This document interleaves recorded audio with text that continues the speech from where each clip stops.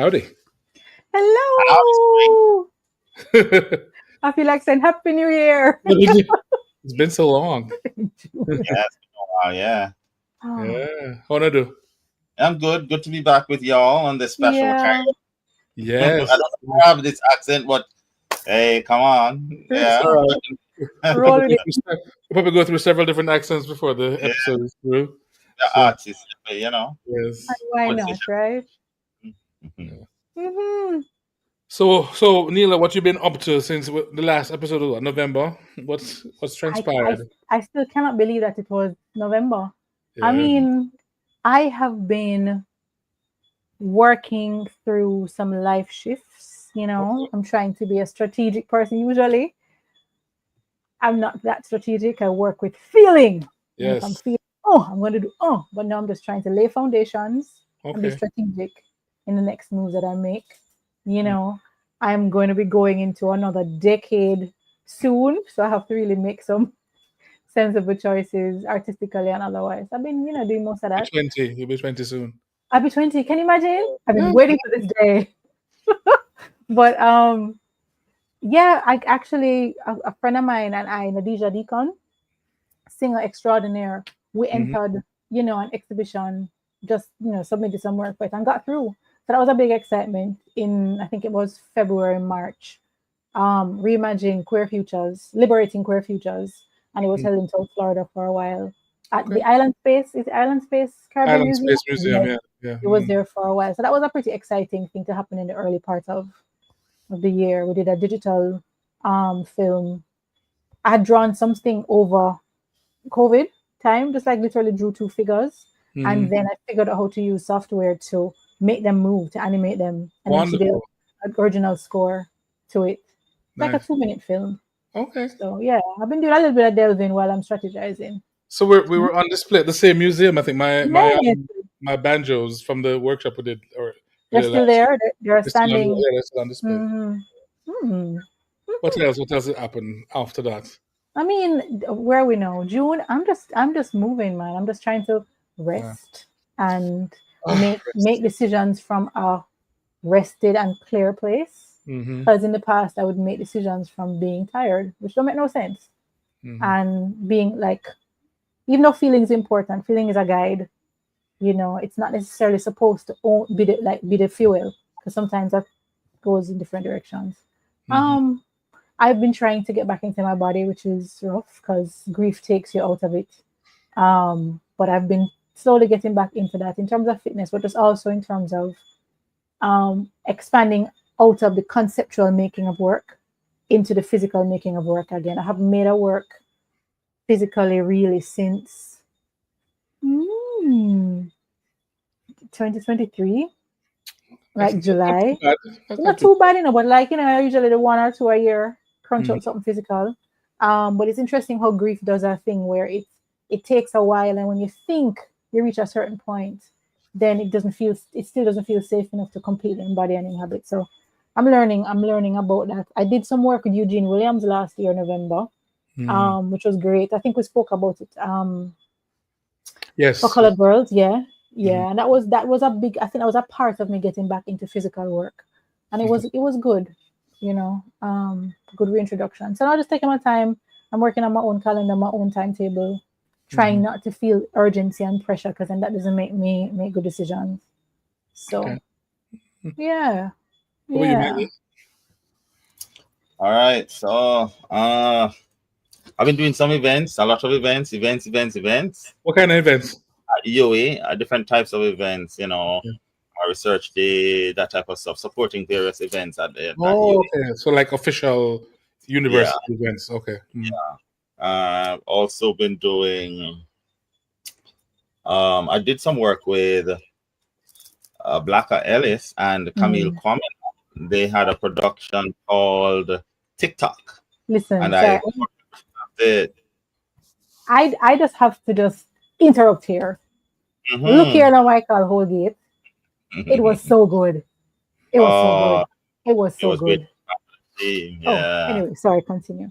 Yes, and there's that. And then also currently running is Dead Left, a production which I'd done earlier at UWI with it was, what was it? It was University Players. No, it was the Drama Society, University Dramatic Arts I Society. remember I was there for the first stage. And it was originally grassroots, and then it became something else. Originally it was supposed to be somebody else was supposed to write the script, and then I would direct it. And the person didn't really write it, so I ended up writing the script.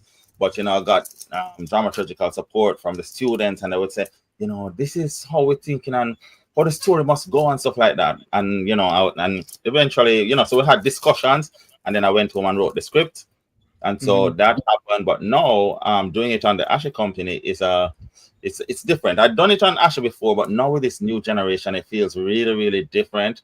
I think also because I am different. I am more confident as a director. I'm more comfortable as a director.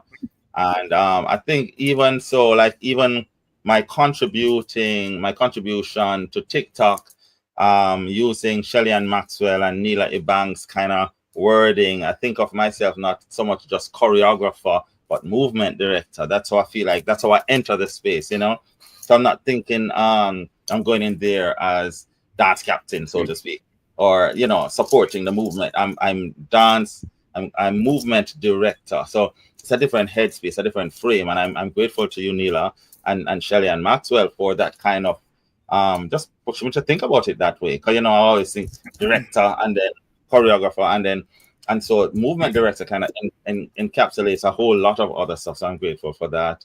And I want to drop in as you're talking about deadlift. Yeah. I was messaging our good friend Shauna Burns, who was at the show last night. And she was like, I'm just so happy for Michael that he's able to have this space at Ashe, because he directed all these different levels and stuff because of how it's built. She was just going on about how happy she was for that you could, have your vision, have that space. Yeah. You need to come see him. I know when Michael I got see it, but Neila, you can come. How long running for? Well, forever. Okay. All right. So we're basically doing Sundays right now, and that's whenever we get anybody do a booking, because we're not selling the show, we turn up and pay. I see. Okay, so a booking and benefit, and then it runs. Okay, that's how we're doing it. And I guess the other thing I've done since that is that my Viva, which Neila you were at, PhD Viva. All right. Yes. So that was powerful, a powerful moment for me, because it's a consolidation of my academic work as part of my cultural work, as part of my creative work, and all of it fusing together in this powerful way. So I think that has added somewhat to my confidence level around the work that I'm doing, because it's now, even while I'm working with things like deadlift, my work is being filtered through the research and the process and the all of that. It's beautiful for me. So yeah, Mike, how about you? Oh wow. Huh? And I was thanking Neila as well for being there. The support. Yeah.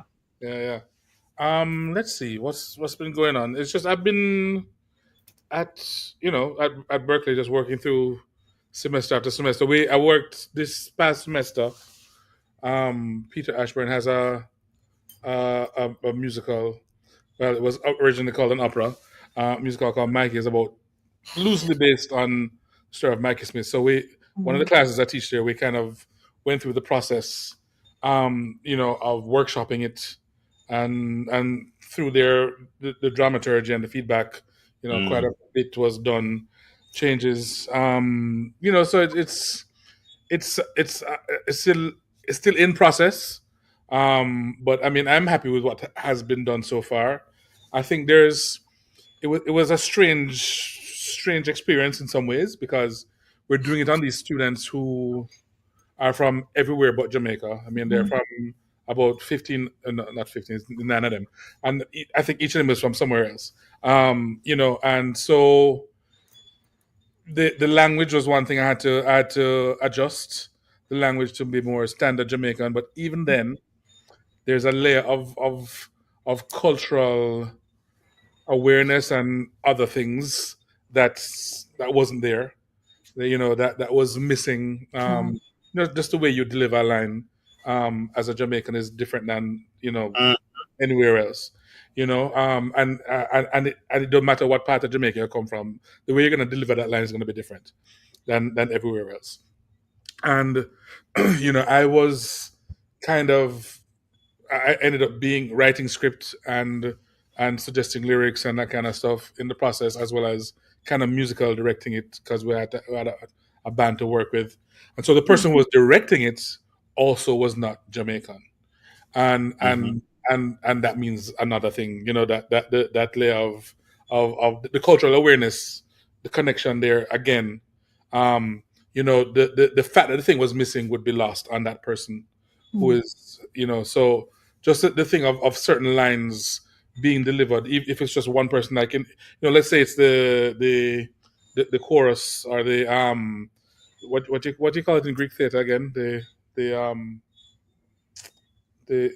chorus, no? It's a chorus, yeah. But it's not.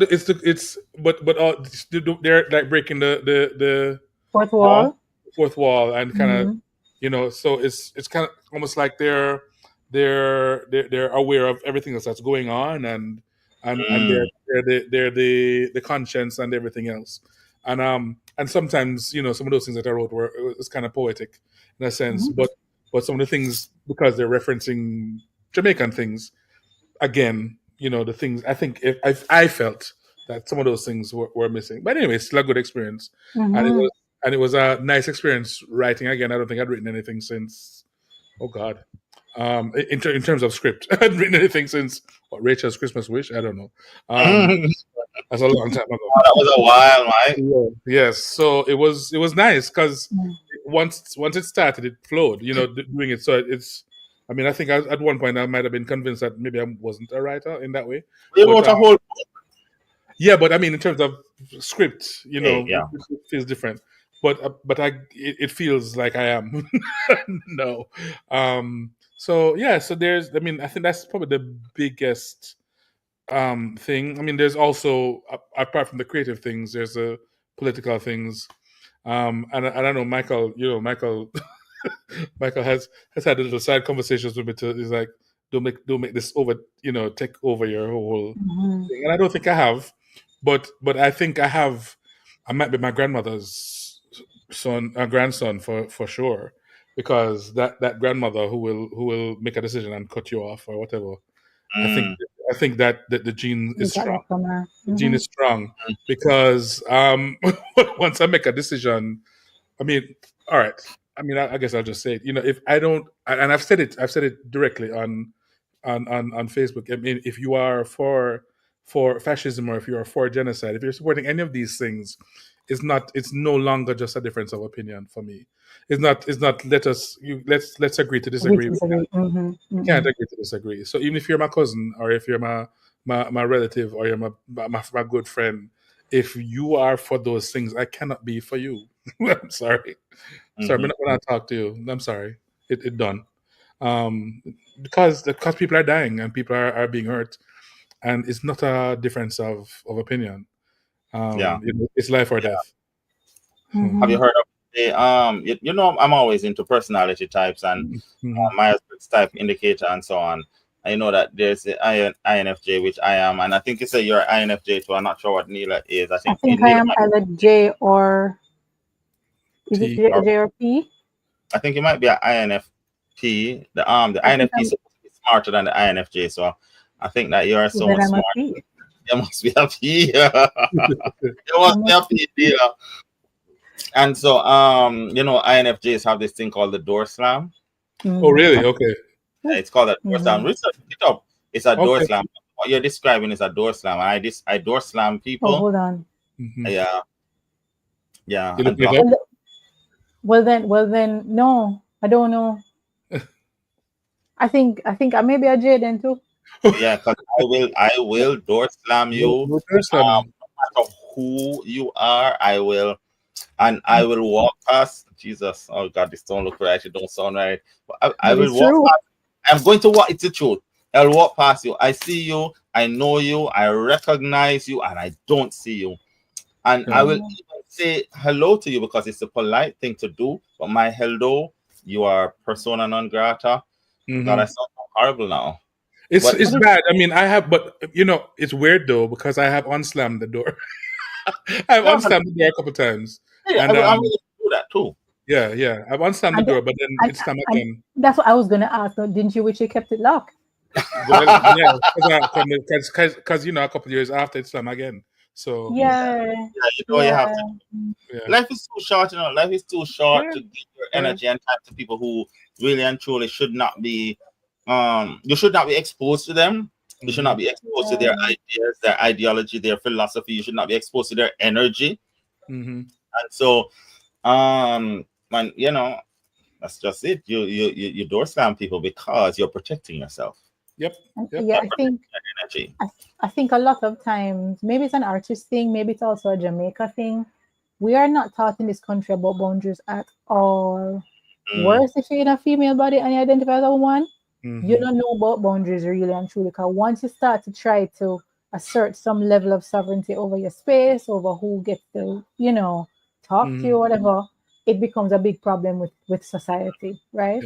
And I think we are used to being so nice, maybe not necessarily kind, so polite, so quote unquote Christian, even though it's not necessarily the best example right now of Christian traits in terms of what people are actually doing, because nobody not being nice and kind out there. But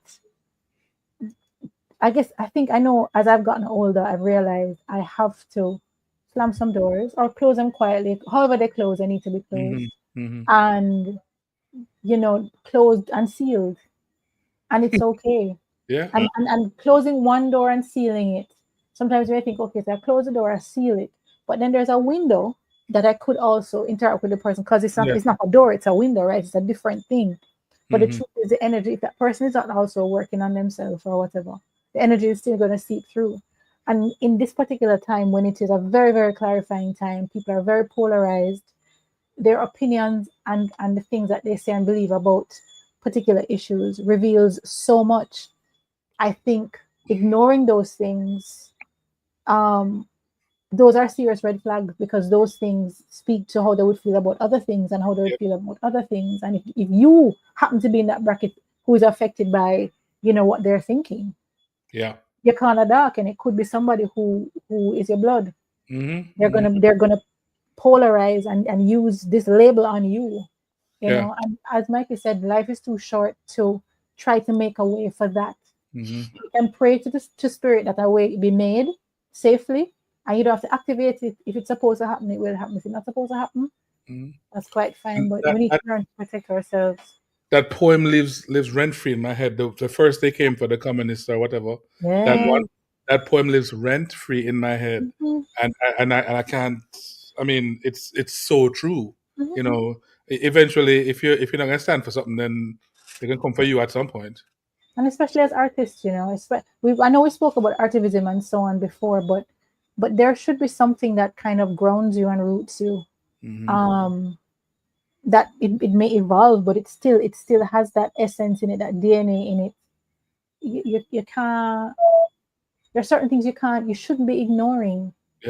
Because it's not just about entertainment. It's not just about making other people escape and feel good. It has to be about protection or explanation or something else. We're not here just to be looked at. You know what I'm saying? And this is, Michael, I know you're worried about things sounding bad, but this is going to sound bad. I have a list of people. I have a list of people. Wow. As they expose themselves, I go, I find you out. Your name right down. Oh, my days. You're not come back. I saw. I don't know. And I mean, I'm sure they have lists of us too, right? Well, good for them. Good, because for the best. If you're on somebody's list, that's okay. That's okay. Yeah. It's okay. As long as it's not a kill list. Listen to me. 2025, okay, for sure. God we worship, so. Exactly. Yeah. I remember I wrote on Instagram one time that to somebody else, you're always going to be Babylon. Mm-hmm. And we have to just kind of say, well, that's true. And just be with it. Just keep it. Yeah, I've been thinking about that. Not everybody's gonna like you, and whatever.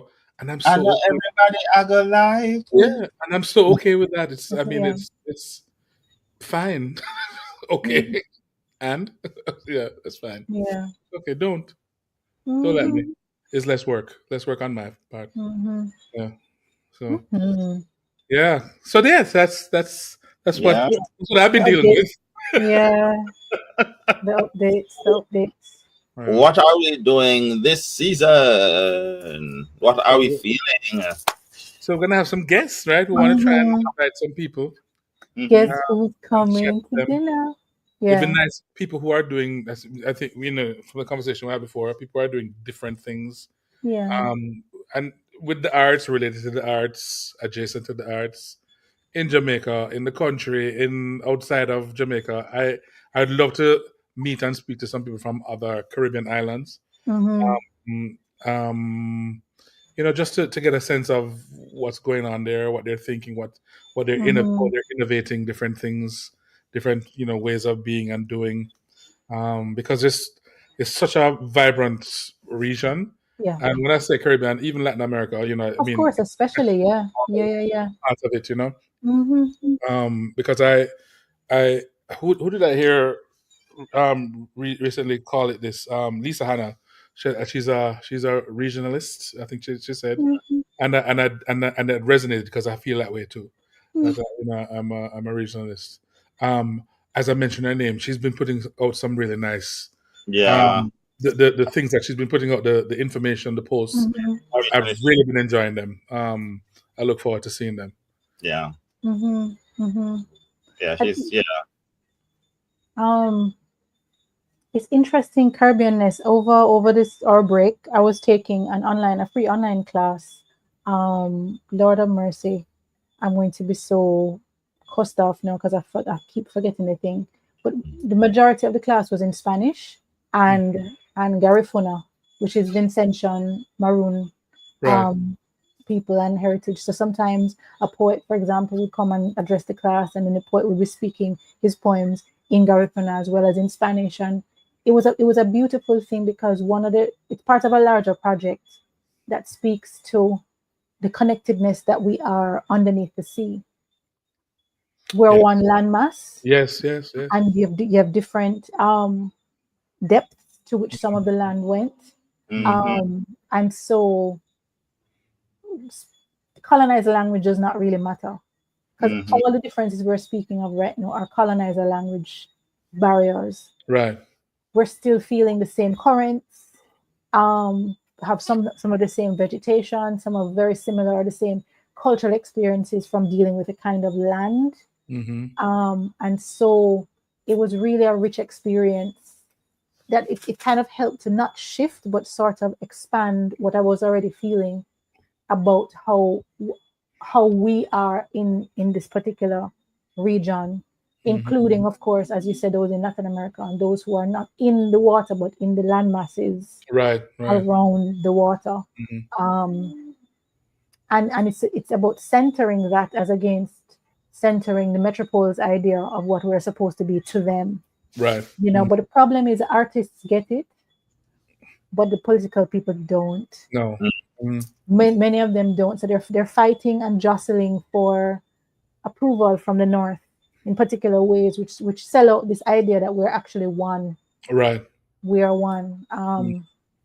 So, I mean, unless more artists get into politics or we just make more work that speaks to those kinds of things and really, as you say, pull on our friends from the various spaces. Yeah. I was actually more thinking of that for like season 3. But, like I really wanted to, if you think about even recipes, kind of like which Jamaicans are cooking up new things. Oh, there's so many in good different ones. Places. And even out here, like who is making a new recipe out here, and then connecting to those who are abroad, who are linked to the kinds of threads that we have been sewing with. It's not. I feel so bad. I spent my Wednesdays immersed. It was a lovely experience, and I think it's interesting too, because online communities sometimes can feel a little staid, but sometimes they can really fill you in a certain kind of way, because you're not in your immediate environment. People are not necessarily thinking like that, but you find a set of people who are like, aha, bam, bam, bam. It almost felt to me like I was studying, like I was in a cohort or something, right? Coming out of an art and academic process. So maybe that is something that we can also think about, creating online spaces where like minds can contribute and speak. And I mean, you do that with ReggaeOnline, but this one is a little bit different, because it's coming out of a curatorial practice, and it's coming out of what do you call it now? Like, there's a fellow who has a particular set of, she has a set of activations, they call them, to happen, and this was one of the activations that happened over a 2-year period, sort of a thing.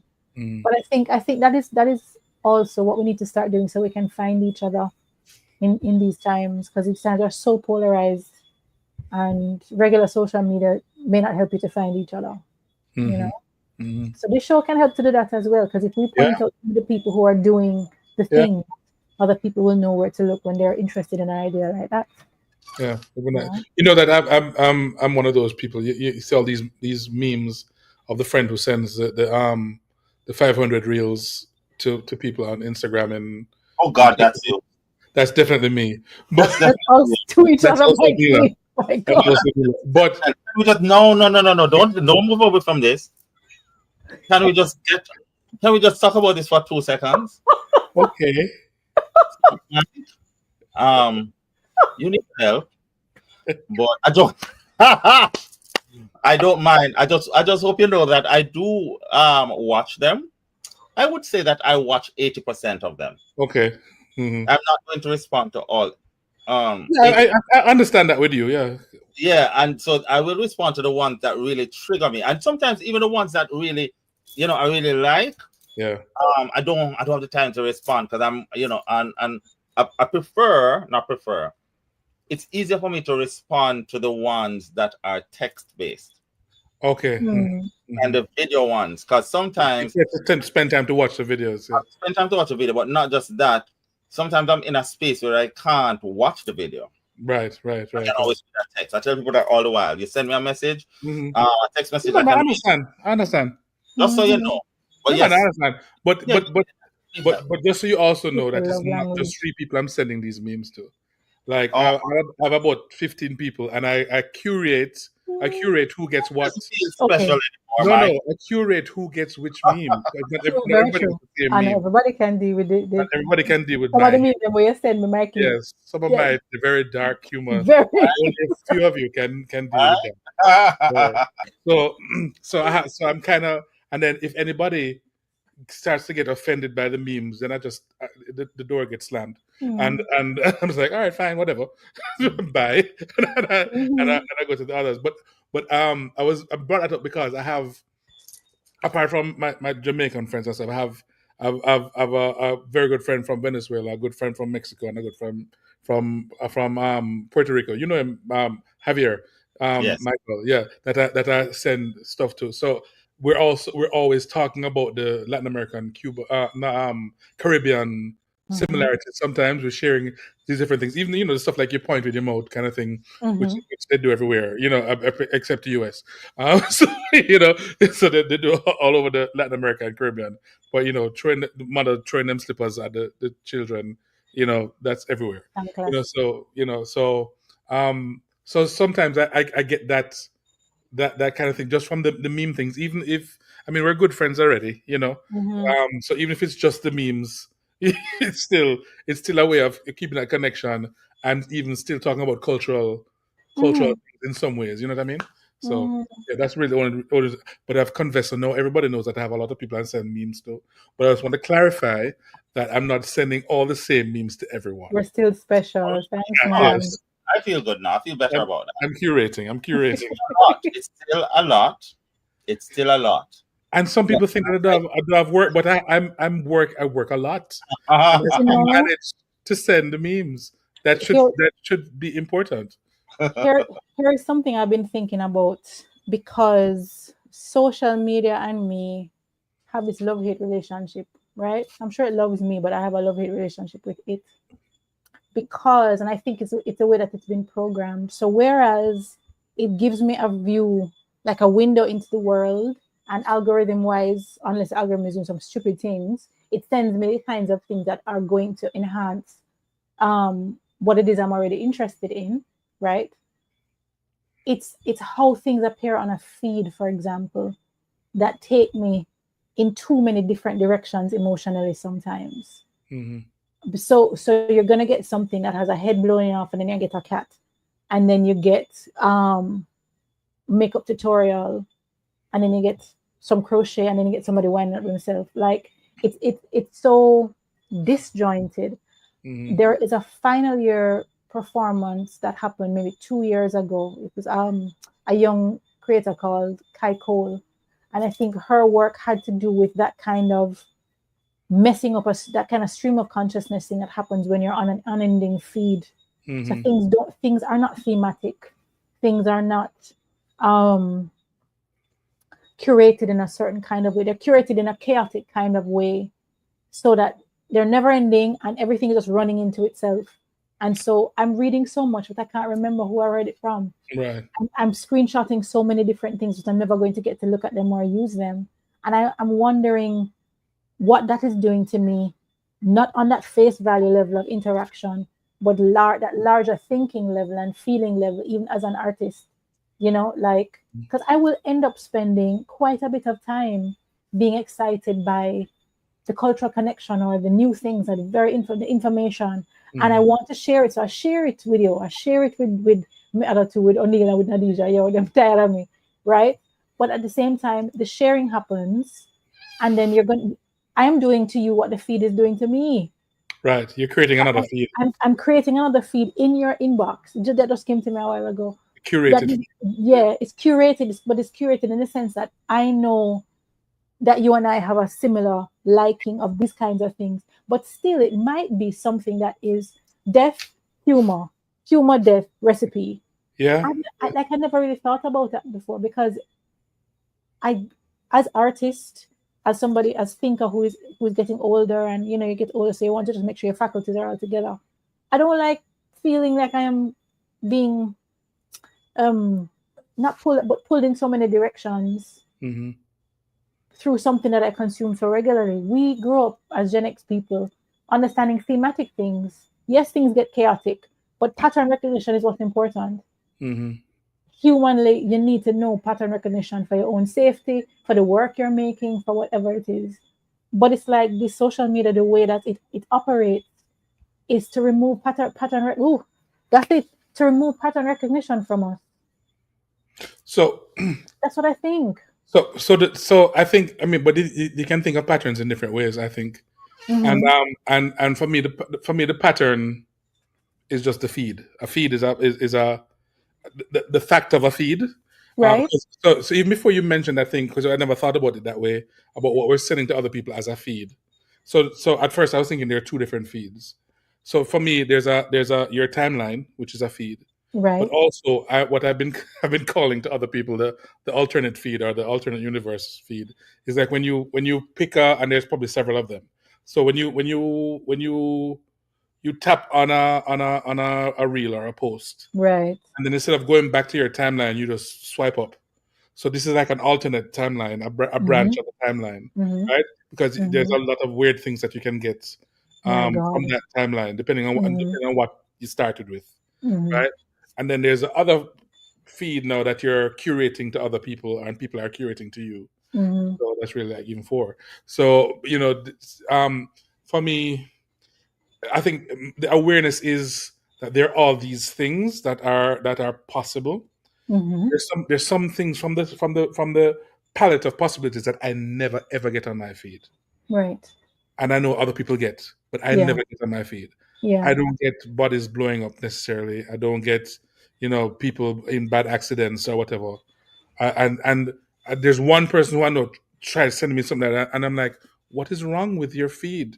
Yeah. Why are those things coming up? I don't get this. Yeah. It's like he says, oh, I get it all the time. I don't ever get this. So there's some things that I never ever get. Yeah. And you know, I've been on the branches of the timeline, and I don't get them. I still don't get them. You know? So there is still something of that algorithm kind of doing what you're into, so you never get certain things. Because I think I might have gotten them once, and you said no, or you don't watch I'm it. not interested in this. Right. I don't want to see this, and it doesn't come back up. Yeah. I've done that to ensure that I don't get what I don't want to see. Right. Exactly. Things that are unacceptable for me, unpalatable, Right. Yes. untenable for me. Exactly. And I'm going to say I'm not interested in this, and it's just so important because everything feeds your mind. Everything feeds your like I don't get things of people acting like this let's quote unquote sketchy behavior. Like some people have tried to send me things, and I'm like, and it's like, you know, Jamaicans acting really badly or whatever. I'm like, I never ever see this. I don't see this on my feed. I don't see people acting in this way. But then is it not good then for us? Is it that we're having echo chambers on our feeds to keep us feeling comfortable? Is that? Well, no, I think there's something you don't want to feed your mind and your soul right. with. And if you decide I don't want to see this, then that's okay. I mean, there's other things that we do get. You know, I do get those, like the tizzy and the right. Yeah. Where they show people acting the way they shouldn't, and they're exposing them, that kind of stuff. Right. The names. So even this morning, so you know, I'm interested in juicing and healthy eating, and you know, even though I don't always do it, but I'm interested in it, right? And I'm interested in a vegan lifestyle, although every now and then I gotta eat some more. I eat the meat, and you understand. So now I saw this post, I saw this YouTube post, and I was looking at it, and it's talking about a vegan lifestyle, or really just talking about fiber and juicing and avoiding meat and so on and so on. And it's good because it prevents cancer, it prevents this, it prevents that. I liked it, and then I clicked on subscribe, and I watched the next one. It was a lady, and I watched the next one in her line. I liked it, and then I watched the next one, but I realized that the second one also spoke about cancer. Okay. Then I watched the third one, and then I looked down and I said, what's the name of this thing? And it said something about cancer or something. So I went to our next one. I was still watching, and I said, although she's saying stuff that's interesting, I'm not interested in cancer. So hearing about cancer a lot. Yeah. And so I decided I unsubscribed. Yeah. So I'm curating my feed. Although I might be interested in a particular thing, I also have to be sensitive to the fact that my aura, my psyche, my everything is sensitive enough to absorb things in that way. You just have to curate it that way, you know? Yeah, I've seen there's some pretty people that I'd followed, and then I realized that they support the idea. I just answered. Bye. Bye. I don't know. It's interesting because then I've tried a number of different strategies. Me love a system, you know, me love a strategy, me love a way. I improv rule, right? Me love right? Right? So I'm like, okay, what if I only look at the first 5 things of my feed at any point in time, and I look at the first 5 stories, and I check messages, because those are the things that won't make me go astray. And that works for maybe like a week. And then I start getting caught up again sometimes in a story that takes you somewhere else, and before you notice too. Or, and I will say this here, I get caught up in a low vibration state. And in a low vibration state, I usually I'm trying to avoid feeling something. So I the scrolling, it's soothing in a certain kind of way. And I end up for hours consuming even the stuff that I don't like and I don't want. I recognize it, you know. Yeah, the doom scrolling. Or do that with games sometimes as well. Like it's really interesting trying to hack yourself in a certain kind of way, because inevitably, when you're feeling good, when you're up on it, your systems will work. But what are the systems that I can have and other people can have as well, for when we're not up on it? Right. And that's when the kind of insidiousness of their system now is able to deal with it, when I don't have the strength or the interest in curating, when I just need to kind of numb, you know. But no, this has been really insightful. Thank you, Mikey, for talking about reels, because Yes. So, it's a love language, and it's a sharing, and it's yeah. sometimes what I found very good actually is when I share to my stories, whether it is something I'm thinking or something that is in the realm of politics and geopolitics, Right. or something that's happening particularly in the nation. I have some really great conversations, usually with artists Okay. who come into my DMs and really, and sometimes I want to actually publish some of the stuff. Very, very thoughtful, rigorous conversation, because not everybody agrees either with what the things that I post, Right. but good conversation around that, I feel yeah. because with my stories, and I share a lot of things on my stories. Right. Holy. Sorry, when somebody the dots start to look like a line, the dashes Yes. just look like a line because that's so much. Okay, Yes. Mikey. That's mine. And but I feel almost like Instagram is not sharing my stories, because it's usually like the same 5 to 10 people who will I don't view see it. them. I don't Okay. see them. I have to go to your page and click on it to see them. I don't see them. No, but so when I look, when you look at your stories, you can see who has viewed them. Yeah. It's like the same 5 to 10 people. I think we're always kind of viewed with some variation, and it doesn't really get more than that. And I'm sure that in the past my stories have had more viewers than that. So it feels like it's being, Ban. but me no business. Them lucky. You could say that anyway, yeah. Exactly. But one of the things that is weird, I know this is going to be weird. One of the things that cues me in my body to when it's enough is I fall asleep. I nod off, I fall asleep, the phone falls out of my hand.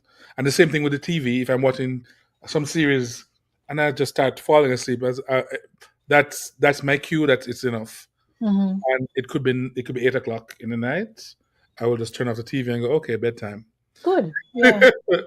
Because I mean, I haven't always been like that, but I've become like that maybe in the past year or 2 years.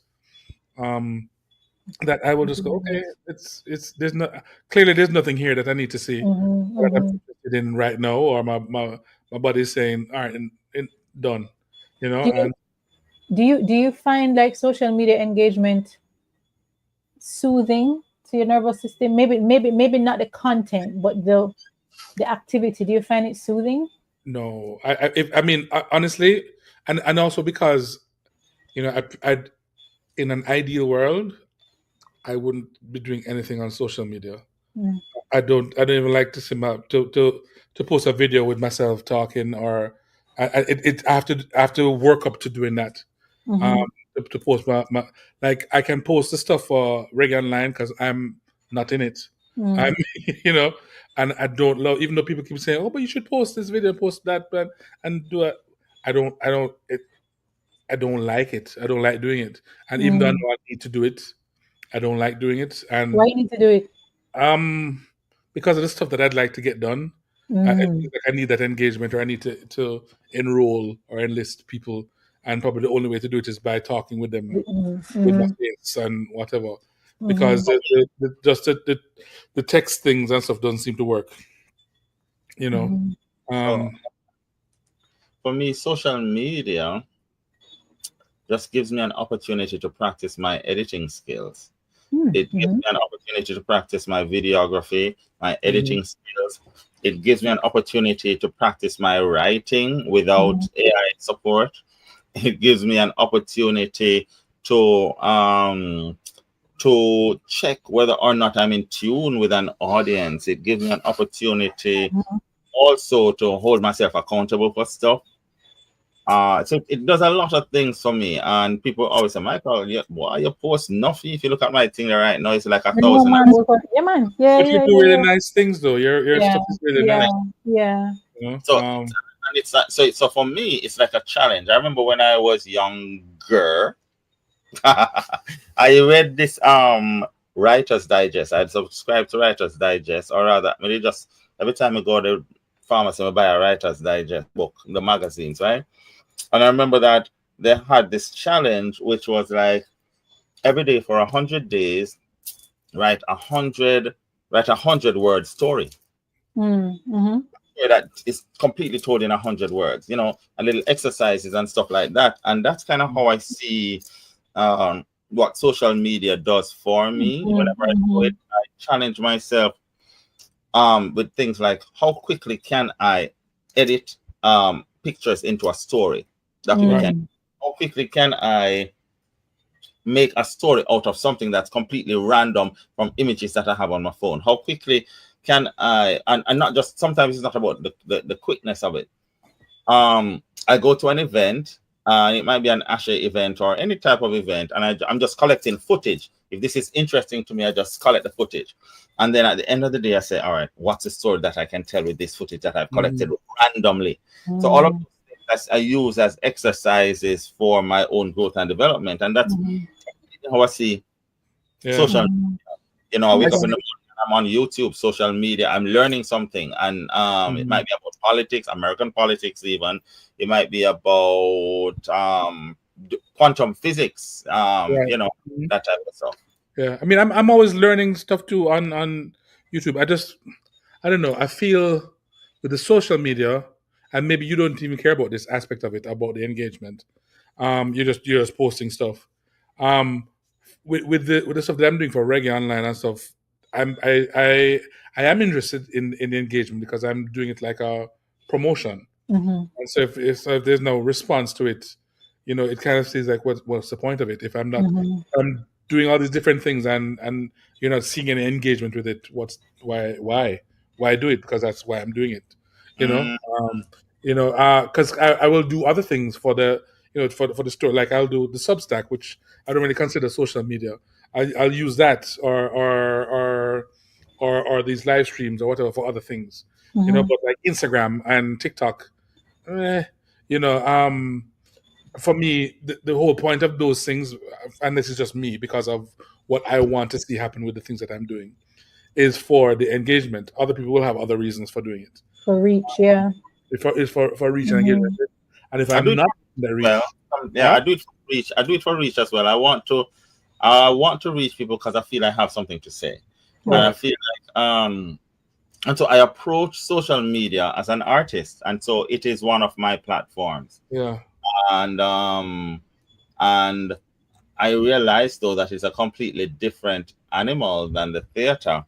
And so you gotta understand that platform and don't try to be theatering on social media, you know. So it's a completely different medium even from film. And so social media as somewhere between film, theater, and marketing. You know what that is, you know, and so for me it's because I in the stuff that I have been doing, whether on my own thing or on the ReggaeOnline platform, I'm not really seeing the growth, the engagement growth that I would hope to see. And even on my own platform, there's some of the things that it's so weird, the things that people respond to. You know, like people like I post a picture of my face and people respond to that. I'm like, who cares about my face? Why? You know what I mean? But I'm gonna post like something artistic or a song or whatever, and it's the engagement is people need a vision. I mean, what happens to when people who are using social media for not just business, but like, for example, Know Your Caribbean is a lovely account that I follow. Fiona Compton is the name of the establisher. She is a wonderful artist, visual artist, and she's also interested in Caribbean history in the context of the UK as well as within the Caribbean. So it's a brilliant account, and she does a lot of photo carousels of all the people from the Caribbean when they were young. But sometimes she have to just post something. I show her about she have to post herself in a carnival costume because the algorithm. Fiona Compton from St. Lucia. Brilliant work. She has like red hair, right? Yes, about reparations. Yeah, wonderful, really wonderful. Really wonderful platform. But I mean, people find that engagement is low because also the work she's doing is critical of coloniality and all of these kind of things. So she have to just do like a thirst trap every now and then and just put. Some people go as far as it's a black account, but they post a white woman. But not sure not to say. Not show them no titty. But meaning what it is, just to get the engagement back. People have been hacking the thing, you know. Yeah. I don't know. I'm AI. So that I just signed on. I just followed her on Instagram. I like. She's brilliant, and especially because your work with reparations as well, Mikey. You need to link with her. Yeah, she does a lot of research to the stuff that she shows. Yeah, AI. I have so many questions and concerns, and even more than I did last year, because everything is accelerating. The rate of acceleration is accelerating. You know what I'm saying? And catching up is difficult, and knowing what you're doing with it as a Gen X artist is difficult. Because even, for example, filmmaker, Holgate particularly, now that I think it is Google has unveiled their AI software that makes movies in 4 hours, free of cost. How do we maintain? Should we maintain? With that? But it's not even competing. It's more like it's not just competing with the product itself, but maintain, I would say, the dignity of filmmaking, the dignity of working through processes. Like Kugler, for example. I don't know if you watch Sinners, but Kugler loved it. He went through all the various kinds of formats. He gave us a documentary kind of thing on social media to say, when you watch it in this, here's what you're going to see. When you watch it in that, how he made the decisions about film format and stuff. Where does that information go when it becomes accessible to everyone who doesn't even have an inkling of the theory, the care, the devotion to the craft? And they're able to literally make a short film in 4 hours. Dialogue, visuals, and the more you do it, the more it learns, the better it gets. There was a time last year when the AI was going to give you 6 fingers on a human hand, or it was going to give you a very strange arm because it didn't know where to put the arm, or somebody's actually hugging somebody else, but the other arm is going to be on the other side. It's not doing that anymore. Oh. And so, talking about filmmaking, the same thing with music. Songs are written completely without any, it's all right, the song and sing the song. Well, just to stick a pin on that, I mean, it's better the AI than let's say Vibes Cartel's gospel song, because that sucks. Anyway, all right, continue. Big up Grace Chillers. Yes. But even, sometimes I wouldn't say no. Like, I would prefer a human foible. I think I would prefer a human foible, a human trial and error, than something that is going to trump human perfection as product. And so there's a jumping into this magical land of product without a grappling, without a rigor.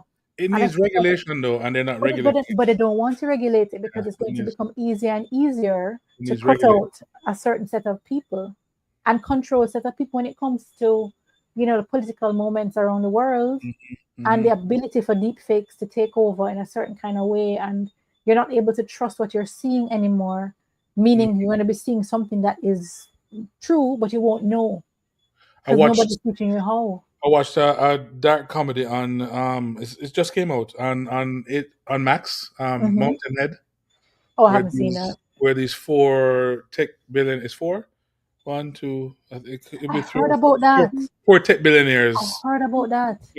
We went to them.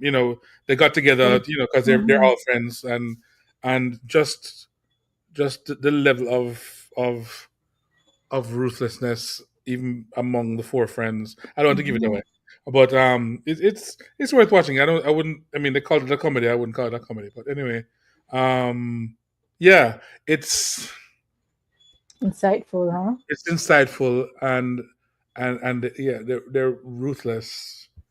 But it's playing out.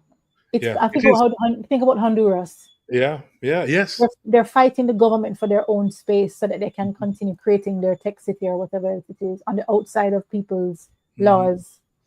and what's going on with Palantir and stuff. It's like it's so close to the truth, you know. That's why it wasn't funny. Right, exactly. That's why it wasn't funny. Even watching Black Mirror now is stressful for me because it's what's happening. I think I got to episode 3, and I have right. to Me wait too. to go to the next one because I was like, this is too close. So the question is too, because I feel as Gen X people and Gen X artists, because we're analog and digital, we have an embodied experience of the life before digital things. We remember when Atari came out. We remember when Nintendo came out. But we also remember playing football and run up and down and dropping down and cutting ourselves and stuff like that. I think we are well placed to do interruptions of that, but it's really difficult when, for example, our work is as educators to transmit to those who are of different generations who don't have the patience with the process because the tools exist for them to be able to do the thing. So, for example, here we are now, and it's not social media stuff anymore. It's more, I'm talking now about like essay writing, for example. And everybody and their mother who is at university right now is open a ChatGPT and all of the other AI situations. So then now, does the university, does the academy realize and decide that paper writing is actually not a good method of evaluating people?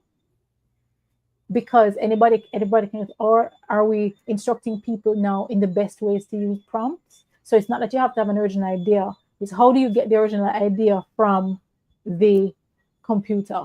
And there are a lot of conversations that are not actually happening for us to really develop the kind of policy and the position. Because I think the position really, I went to a UNESCO Caribbean discussion about it. And it seems as if the policy is, or the position is, oh, well, it's inevitable. So we just have to figure out how we're going to work with it. As against saying what it is we need and what we don't need from it. Rigorously. Because the laws need to be written. The laws and the regulation needs to happen. As well as the how do we work. Both of those things need to happen. How we work with it. What's the best way, what's the most ethical way to work with it. Right. That kind of stuff. So that you're not being taken advantage of, and that these people aren't being made rich from your work, right? Exactly, from feeding your work, that kind of stuff.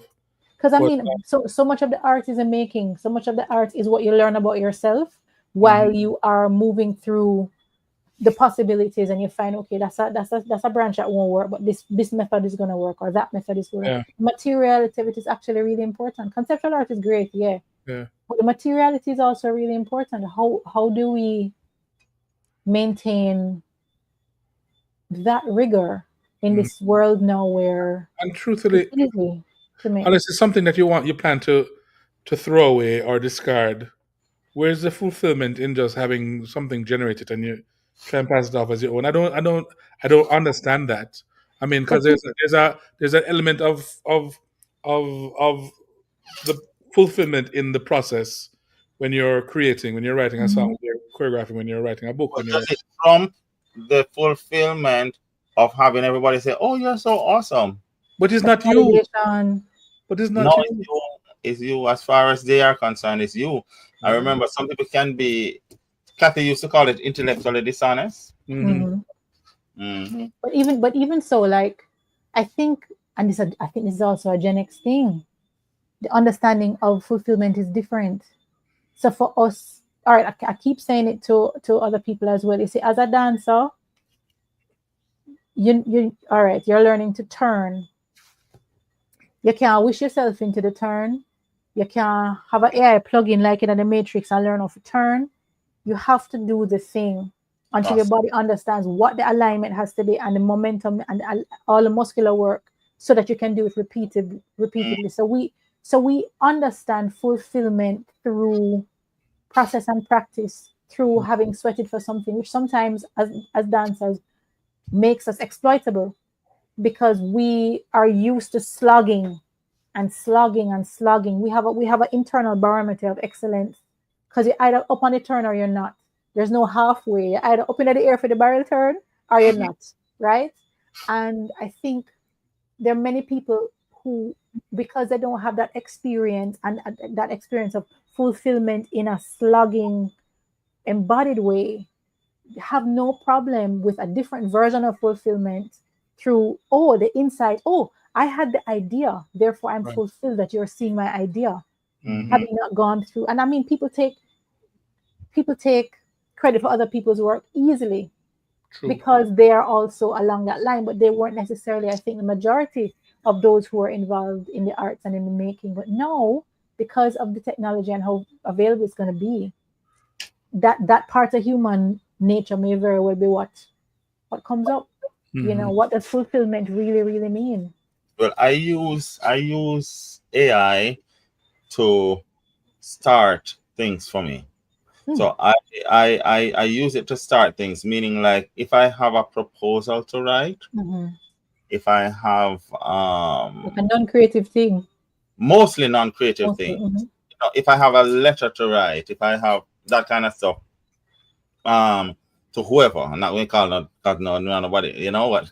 So if I have a letter to write, I start it with AI and then I fix it. Right. Because I don't intend to waste my energy that when I want to use my creative intellectual energy on my creative intellectual pursuits. Exactly. And then but for creative stuff, what I have done is ask for ideas. Like you know, I give a prompt that say, I'm working on this project. What are the possibilities that I could use to make this idea that I have come alive? Give me 5. I read and I say, oh God, this is so on. No. I say, well, that could work. And then I say, all right. So that's how I use AI for creative pursuits. Because at the end of the day as well, I don't ever want to reach a place where I am no longer creative because AI is doing it for me. That's like soul death to me, and I don't want to get there, and so I don't put myself into that practice. Yeah. For me, even with the I use it for a few different things, but even like with the letters, like I will write a version of the letter, and just to give all the points and the things that need to be hit, and then say, okay, rephrase this now. So someone do it already. And then you can tweak it when it comes back to you. Yeah, I mean, my prompts are 80% of usually 80% of the thing. Yeah, you know, I just haven't nice it up yet. And then sometimes I'll ask for, okay, what's a good structure for this, or what? Give me 5 things that would be high points of this particular thing, and I write a paragraph of what the thing is. What am I offering to somebody who buys this course? Blah blah blah blah blah. Yes. And that's just to be able to articulate the things that are already there, but articulate in a new way, and have it in a sense that I can put this to the public. It never course, I don't think there is anything problematic with using it in that way, because it's supposed to be a helper. But the problem is the lack of regulation, how generative it is, how quickly it's learning, and then when people are using it just willy-nilly to do all sorts of foolishness things, the sustainability is a problem because the water reserves that it requires are terrible, and it's taking over towns, it's taking over spaces, not for as we are using it to assist, but to replace. For those who never had the power to create before in a certain kind of way, now they're like, now the game is equitable, ha ha ha. And then I can't always trust what they're going to use it for. You know what I mean? And the question for me is, in 20 years' time, if we continue on this trajectory, what are 8 billion people going to be doing when AI is already doing everything? What, we're just going to commit mass suicide? What are we going to be doing? How are we going to make money? And is there an evolutionary thing that is happening that we are not yet tapping? Well, I mean, maybe that's why they're trying to destroy the education, so that those 80 million people can be the slave workforce for whatever else. It always goes back to being able to own people's bodies and minds. It always goes. It always, because it's something that usually things start with, it's just great for everybody. It's great for humanity. But the end game, I always feel the end game is nefarious. I feel that the end game has something, especially because of how it's being pushed and thrust and funded. It's something to do with more control and more control of people and what people are able to do and not able to do. You know, I mean, there are ways, there are artists who are using it wonderfully. There's I think she's Haitian American. I may be incorrect with that. Her name is Delphine Diallo. She's a photographer who has really been working positively with AI to create images. And there's another person, I can't remember her name. Images that previously you could only dream of. And even though she has her skill, she's not able to articulate it in the same kind of way. And I guess she doesn't want to use a designer or somebody else to do it. So you get these kind of metaphysical manifestations of beauty, of melanated beings, of metaphysical amazingness. There's also an account called the Frequenciers. They do a similar kind of things, almost like you are getting a world into, or a view into a virtual world of enlightened beings who are using frequency and sound. So being able to do it in prompt makes you able to see these things more quickly. And seeing the things is important when they're positive things. Right. You know, but then think about how many of the videos there are where you have world leaders on the mafia or world leaders as animals. You know what I'm saying? Like, there's also that part of it that can capture some level of the imagination, and has it in a loop instead of allowing it to expand. So she has a good model, I think, for how it can be used generatively and positively. But that's because also she has her internal barometer, being of a certain age and a certain character of artist, to know how to use it and when to stop. I don't know if successive generations will be able to understand that. You know, but yeah, I mean, there's some interruption that we can do. Some interruption, some integration, a lot of mindfulness, a lot of curation and systems around. At least the only people who can really speak for is ourselves, right? The way we use it, and if there's somebody who we happen to teach, we can share that with them. Us in our small corners doing what we can do, I guess. While the world burns, I don't know. That burn. Oh my God. Yeah. To the end of our wonderful the natural end, yeah. I like how we meander. I really like how it kind of it's nice. Move It around is. too. Like minds, eh? Yep. So, Okay. yeah. All right. So until next time, we'll figure out what that first guest will be. We'll see. Yeah. All right, Mike. All the best with all your assistants, and all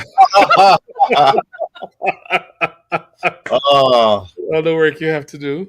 Oh my days. Same to you and Neila. Yes, Thank you. Thank you. Right. Until next time. Bye.